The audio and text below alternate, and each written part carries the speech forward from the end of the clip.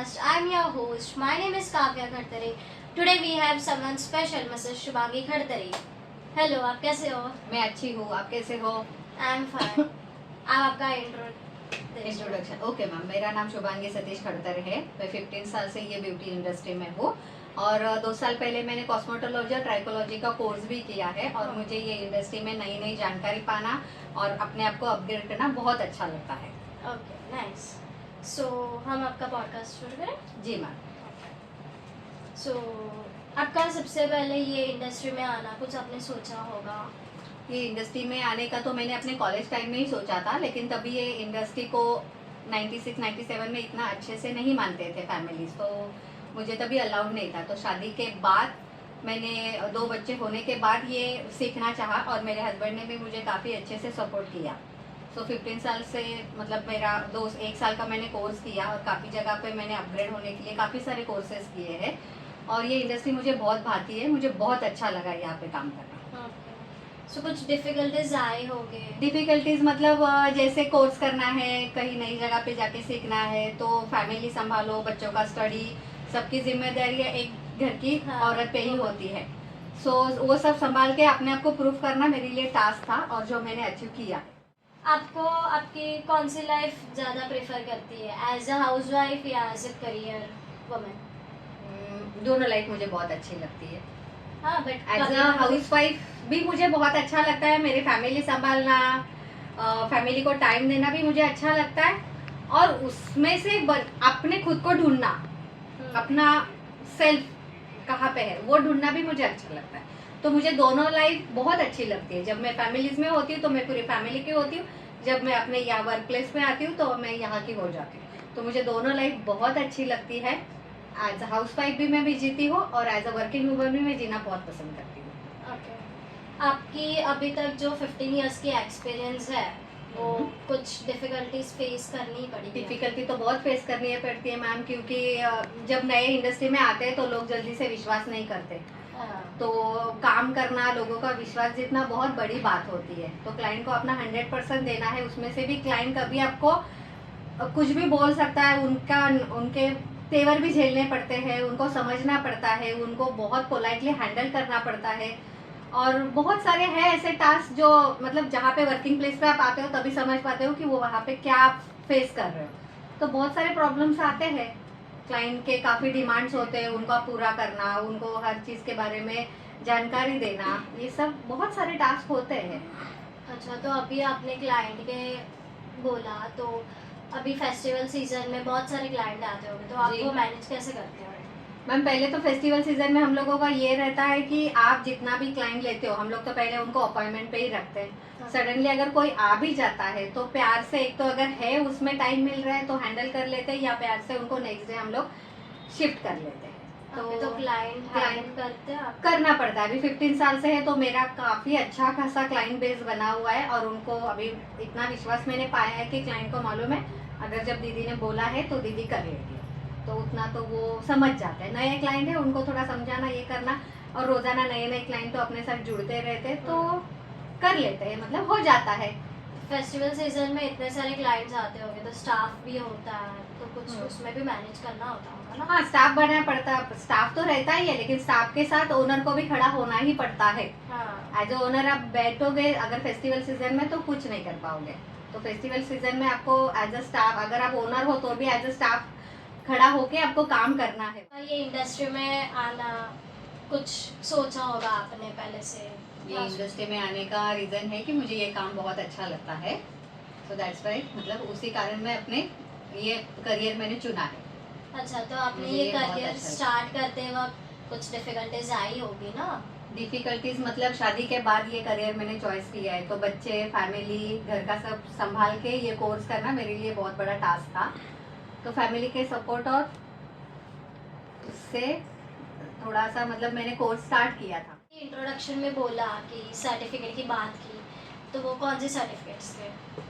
मैंने जब शुरुआत की तभी मैंने काफ़ी छोटा सा कोर्स स्टार्ट किया था, तो उसके बाद फिर मैंने मतलब मुझे खाली बेसिक नॉलेज चाहिए था ब्यूटी का कि ये होता क्या है। मुझे इतना मेरा फाइनेंशियली ये नहीं था कि मैं बड़े बड़े कोचिंग्स लगाऊँ या बड़े बड़े ब्रांड के नीचे में सीखने जाऊँ। तो मैंने काफ़ी छोटे स्तर पे मैंने अपना कोर्स कंप्लीट किया था। उसके बाद जब मुझे पता चला कि इसमें और भी सीखने लायक है, तो फिर मैंने गवर्नमेंट का भी कोर्स किया। अच्छा। फिर मैंने 2-3 साल जॉब भी किया। फिर जॉब करने के बाद मुझे ऐसा लगा कि मैं इतना कॉन्फिडेंट हो गई कि मैं अपना खुद का चालू कर सकती हूँ। तो फिर मैंने अपना बहुत छोटा सा, मतलब अपने घर से ही मैंने शुरुआत की थी। तभी घर से शुरुआत करते करते जैसे लोगों का सपोर्ट मिला, अपने आप में कॉन्फिडेंस बढ़ा, तभी जाके मैं यहाँ तक पहुँची हूँ। और ये जब मैंने इतनी बड़ी स्तर पे ये जब सैलून चालू किया, तभी मुझे ऐसा था कि खाली मुझे ब्यूटी लेके यहाँ नहीं आना है, जो सब लोग कर रहे हैं वो मुझे नहीं करना था। तो मुझे इसके लिए मैंने 2 साल पहले ये सैलून के ओपनिंग के पहले मैंने कॉस्मेटोलॉजी और ट्राइकोलॉजी ये कोर्स भी मैंने किए, जाकि मैं स्किन के बारे में, हेयर के बारे में और जानकारी पा सकूं। क्योंकि लोगों को ज़्यादा करके प्रॉब्लम्स होती है हेयर फॉल की, हेयर फॉल, डैंड्रफ, स्किन का डलनेस। तो इसके बारे में एज ए ब्यूटिशियन में खाली उनको फेशियल सजेस्ट करने से अच्छा मुझे ये था कि मैं उनको और कुछ एडवाइस कर पाऊँ, और उनको एडवाइस करनी है तो मुझे जानकारी पाना बहुत ज़रूरी था। तो इसके लिए सैलून के ओपनिंग के पहले 6 महीने पहले मैंने कॉस्मेटोलॉजी और ट्राइकोलॉजी का कोर्स आईकैन करके एक पूना में इंस्टीट्यूट है, वहाँ पे मैंने, उनका ब्रांच है जूही नगर पे, वहाँ पे मैंने ये कोर्स कंप्लीट किया। पूरे 1 मंथ का कोर्स था। सुबह मुझे 5 बजे उठ के घर वालों का सब खाना पीना बना के 8 बजे का ट्रेन मुझे पकड़ना पड़ता था गोरेगांव से, तब जाके मैं 10 बजे जूही नगर पहुँचती थी। हाँ, फिर 10 से 5 बजे तक, हाँ, लॉन्ग जर्नी होता होगा, तो फैमिली, तो इसके लिए तो मैं सुबह 5 बजे नहीं, तभी फिर मैंने सैलून का काम 1 महीने के लिए बंद रखा था, क्योंकि अगर एक तो वो चॉइस करना है, अदरवाइज ये चॉइस करना है। हाँ। और जब भी मेरा संडे का वीक ऑफ रहता था, तो जो भी क्लाइंट मेरे लिए रुके उनको संडे को मैं सर्विस दिया करती थी।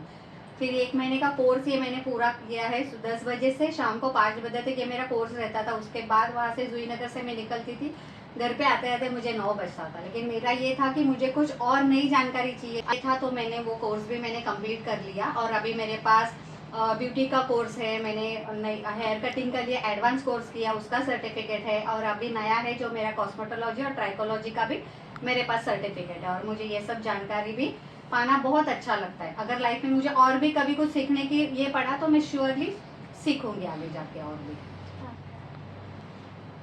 फिर अब आपका 5 इयर्स, मतलब अभी के बाद के जो 5 इयर्स है, वो अब आपको कहाँ पे देखते हो? मुझे ये 5 इयर्स में मैम, मुझे ऐसा है ना कि ये एक सैलून तो अभी मैंने बना लिया है, तो मुझे ऐसा है कि मुझे और एक स्पा, जैसे जहाँ पे, क्योंकि मेरा फेशियल लोगों को इतना अच्छा लगता है, तो वो मुझे बॉडी स्पा के लिए, बॉडी मसाज के लिए मुझे काफ़ी रिक्वायरमेंट आती है। तो मुझे ये और एक ड्रीम है कि मैं एक जैसे स्पा का और एक ब्रांच, मुझे मतलब ये तो मेरा ब्यूटी का है, लेकिन मुझे स्पा के लिए जैसे वो एक ब्रांच चालू करने की मुझे बहुत इच्छा है। अभी देखते हैं आगे जाके, लेकिन मुझे इच्छा है। तो मैं 5 साल में अपने आप को वहाँ पे देखती हूँ कि मेरी ब्लश ब्यूटी सैलून की और एक ब्रांच आने वाले 5 साल में और एक ब्रांच पे मैं शुरू करूँ। आपने ये ब्लश ब्यूटी सैलून ओपन किया होगा, तभी कुछ डिफिकल्टीज फेस की होगी ना? हाँ, मेन डिफिकल्टी तो फाइनेंशियली होती है ना मैम। तो हाँ। फाइनेंशियली तो जो मेरे पास अपनी जमा पूंजी थी, उसके साथ उसी बजट में मुझे ये सैलून, इसका इंटीरियर और सब चीज़ों से लेके मुझे करना था। तो वही तो आपके पीछे सपोर्ट करने वाला होगा। सपोर्ट करने वाले हैं, मेरे हस्बैंड है, मेरे दोनों बेटे भी अभी बड़े हो गए, वो भी जॉब करते हैं, तो सबने मुझे सपोर्ट करके यहाँ तक मैं आई थी। आप आपका फाइनेंस और आपके स्टाफ दोनों आप कैसे हैंडल करते हो ऑफ सीजन्स में? ऑफ सीजन में एक्चुअली उतना तो निकल जाता है ऑफ सीजन में भी। हाँ, जैसे कमाने वाला काम नहीं होता है ऑफ सीजन में, लेकिन खर्चे निकल जाते हैं। तो आपके स्टाफ कभी आपको हैंडल करते हैं, सपोर्ट करते हैं कि हाँ, अगर स्टाफ को हम लोग अच्छे से रखेंगे, प्यार से रखेंगे, तो ऑब्वियसली स्टाफ हम लोगों को सपोर्ट करता ही है। अगर आपको स्टाफ मैनेज करना नहीं आएगा तो स्टाफ भी आपको वैसे ही देखेगा। तो आपको स्टाफ को प्यार से रखना पड़ता है, उनका सेल्फ रिस्पेक्ट भी आपको संभालना पड़ता है। वो भले स्टाफ है लेकिन है तो इंसान ना, तो आपको एज अ पर्सन उनको बहुत प्यार से और बहुत विश्वास से उनको उतना विश्वास दिलाना पड़ता है कि आप हमारे साथ काम करने में आपके डिग्निटी के साथ उनका काम, वो अपना काम करते हैं, वो उतना विश्वास उनको दिलाना पड़ता है। अच्छा, तो ऑफ सीजन के वक्त पार्लर को हैंडल करना, घर को हैंडल करना, हैंडल हो जाता है एज अ फाइनेंस में? फाइनेंशियली तो मैम ऐसा है ना, बिजनेस है, कभी लॉस होता है, कभी प्रॉफिट होता है। तो अगर बिजनेस करना है तो ये सब नहीं सोचना है कि ये महीने में लॉस हुआ है, अगले महीने में प्रॉफिट हुआ है। तो बिजनेस है और करने का पैशन है, तो सब मैनेज हो जाता है। सो अभी हमें एक रैपिड फायर गेम खेलते हैं। जी मैम। मैं कुछ आपको क्वेश्चंस पूछूंगी, आपको Okay. उसके फटाफट आंसर्स देना जी जी। है। एज अ हेयर ट्रीटमेंट के वक्त हेयर स्पा या hair oiling? Hair spa, okay. Facial या hydra facial? Hydra facial, hair cut या hair style? Hair cutting, okay. Skin treatment में माइक्रो नीडलिंग या chemical peeling? Chemical peel, personal care में manicure या pedicure? Pedicure ma'am, और hair treatments में hair colour chemical या hair colour? Chemical treatments, और वापस एक क्या हेयर ट्रीटमेंट में बोटॉक्स या नैनोप्लास्टी? नैनोप्लास्टिया। ये पॉडकास्ट खत्म होने से पहले लास्ट क्वेश्चन मैं आपसे पूछना चाहती हूँ जी। कि एज अ कमिंग जनरेशन ये इंडस्ट्री में आना चाहिए या नहीं आना चाहिए? आना चाहिए मैम, ये इंडस्ट्री में काफ़ी स्कोप है और ये न्यू जनरेशन को जिसको भी ये करना है, जिसको भी ब्यूटी में इंटरेस्ट है, वो सबको ये इंडस्ट्री में वो लोग आ सकते हैं। इतना स्कोप ये इंडस्ट्री में है। लेकिन अभी देख रही हूँ कि ये न्यू जनरेशन खाली मेकअप आर्टिस्ट और नेल आर्टिस्ट बनने के पीछे पड़े हैं। तो एज अ ब्यूटिशियन किसी को काम नहीं करना है, तो हमें एज अ स्टाफ ढूंढने में भी काफ़ी दिक्कत होती है। दूसरी बात यह है कि खाली मेकअप आर्टिस्ट और नेल आर्टिस्ट नहीं, ब्यूटी का काम होने के पहले आप मेकअप आर्टिस्ट कुछ नहीं कर पाते हो, तो पहले उनको ब्यूटी का भी नॉलेज होना चाहिए। तो ब्यूटी का कोर्स के लिए लोग थोड़ा अभी पीछे हो रहे हैं, तो मुझे ये मैं सजेस्ट करूँगी कि एज अ ब्यूटिशियन भी आप सीखना चाहो। ब्यूटिशियन बनने में भी काफ़ी टैलेंट है और काफ़ी एक अपना हुनर होता है। क्लाइंट को समझना, उनकी स्किन को समझना, उनको सर्विस देना, ये सबसे पहला काम है आपकी ब्यूटी इंडस्ट्री का। तो खाली अभी मेकअप आर्टिस्ट और नेल आर्टिस्ट बनने के बजाय मैं न्यू जनरेशन को ये भी बताना चाहूँगी कि आप ये ब्यूटी पे भी थोड़ा ध्यान दीजिए। एज ए ब्यूटिशियन भी आप थोड़ा कोर्स करोगे और ये इंडस्ट्री में आओगे तो बहुत अच्छा है। आपको ये पॉडकास्ट कैसा लगा? ये पॉडकास्ट मुझे बहुत अच्छा लगा और स्पेशली आपसे बात करके मुझे बहुत, मतलब आपसे बात करते टाइम मुझे कोई फियर नहीं लगा। मेरा तो फर्स्ट टाइम था कि मैं किसी से ऐसे सामने सामने बैठ के बात कर रही हूँ, लेकिन आपने मुझे काफ़ी कंफर्ट किया और आपसे बात करके मुझे बहुत अच्छा लगा। Thank you so much. Most welcome. Thank you so much.